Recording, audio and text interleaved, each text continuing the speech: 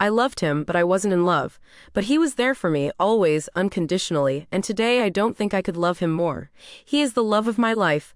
We've been married for 12 years now, and we have a 2-year-old son and a 6-month-old son. Sometimes I regretted leaving my family behind, but I just couldn't go back.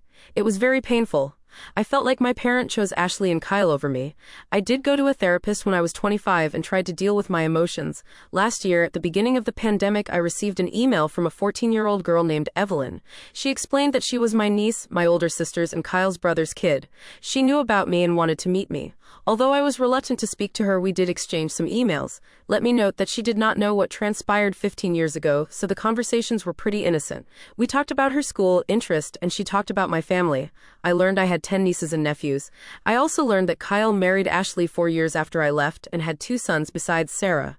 My parents continued to have a friendship with Kyle's and Ashley's family, and to me, it really felt like my family continued their normal life despite me being gone. She tried to talk to me about what happened, but I didn't really think it was my place to explain things to her, so I simply said that relationships change and things happen in life that make us go our separate ways. We continued talking ever so often for almost a year.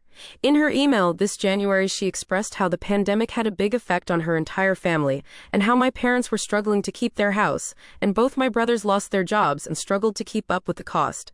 I was surprised at her knowledge of this, as she was only 14, but the hardship was also causing tensions between her parents.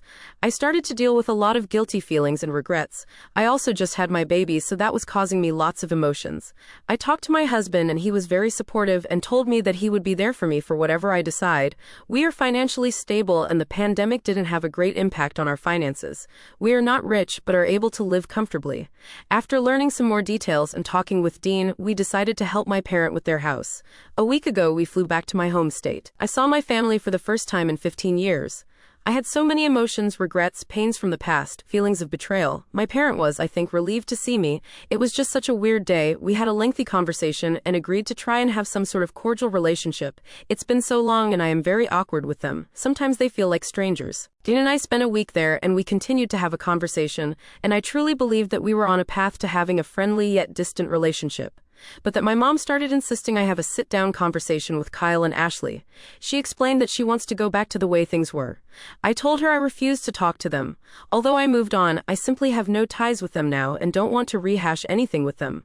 I told her I am prepared to try and establish a relationship with them as they are my family, and I truly came to care for my niece, but that I don't want anything to do with Kyle, Ashley, or their family. I never demanded them to cease their relationship with their friends, but I don't want one. Dean supports me.